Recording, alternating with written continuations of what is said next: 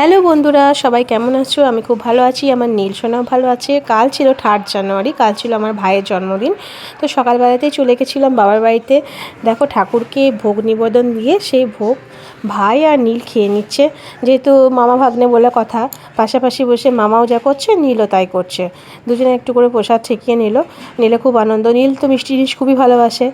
আর মামাও খাই দিল ভাগ্নেকে। এবার দেখো, ভাগ্নে আর মামা দুষ্টুমি। ভাগ্নে প্রচণ্ড বদমাশ, মামা খাচ্ছে কিছুতেই খেতে দেবে না, পিঠের ওপর চেপে বদমাশি শুরু করে দিয়েছে। মা অনেক কষ্টে নামালো। এরপর সন্ধ্যেবেলায় ভাইয়ের বন্ধুদেরকে বলেছিল খাওয়ার জন্য।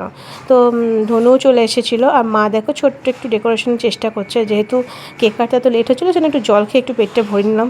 এরপর ভাইয়ের বন্ধুরা চলে এসেছে। সবাই চলে আসার পর কেক কাটিং শুরু হলো। নীল বলছে আমিও কেক কাটবো। তো ভাই ছবি তোলার জন্য কিছু দু একটা পোজ দিচ্ছিল। ফার্স্টেই ভাগ্নেকে কেক খাইয়ে দিল, আর নীলও তো কেক খেয়ে খুব আনন্দ। এরপরে মা একটু খেয়ে নিল, মায়ের খাওয়াতে গিয়ে মায়ের ঠোঁটে লাগিয়ে দিয়েছিল। যাই হোক, কেক কাটা চলছে। এরপর একে একে ঘরের সদস্য যারা যারা ছিল সবাই একটু করে কেক খাওয়া শুরু করলো। বাবা কেক খেয়ে নিল। এবার ভাইকেও সবাই, মা আর বাপি দুজনেই কেক খাইয়ে দিচ্ছে। নীলও একটু কেক খাইয়ে দিল, যেহেতু মামা অনেক লম্বা সেজন্য একটু মামাকে নিচে বসতে হলো কেক খাওয়ানোর জন্য। এরপর একটু জামাইবাবুকেও কেক খাইয়ে দিচ্ছে। জামাইবাবু তো কেক অতটা পছন্দ করে না, একটু পোজ দেওয়ার জন্য জাস্ট মুখে ঠেকালো। তারপর দেখো বন্ধুরাও আস্তে আস্তে একটা একটা করে কেক খেয়ে নিল। এরপর কেক কাটিং পর্ব হয়ে গেল। লাস্টে আমি একটু কেক খেয়ে নিলাম, ভাইকে একটু কেক খাইয়ে দিলাম। নীল বললো যে তাহলে এবারে কেকটা আমিই কাটিং শুরু করে দিই।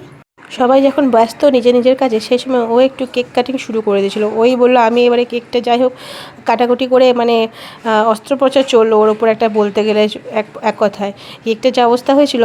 এরপর সবাই একটা করে ছবি তুলে নিয়েছিলাম। ভাইয়ের সাথে নীল ছিল, সাথে ধনু ছিল, মা বাবাও ছিল। সবাই একটা করে ছবি তুলে নিলাম, যেহেতু ভাইয়ের অনেক দিন পর আবার বার্থডে সেলিব্রেশন করা হলো। আর এই দেখো, নীল একটা ফটোতেও নীলকে হাসতে দেখবে না, কিন্তু এই একটা ফটোতেই নীল হেসেছিল। আর সবাই ঘরের সবাই মিলে একসঙ্গে হলে খুব আনন্দও হয়। আর সেই আনন্দটাই সবাই মিলে শেয়ার করে নিলাম। যাই হোক, মেনুতে ছিল চিকেন কষা।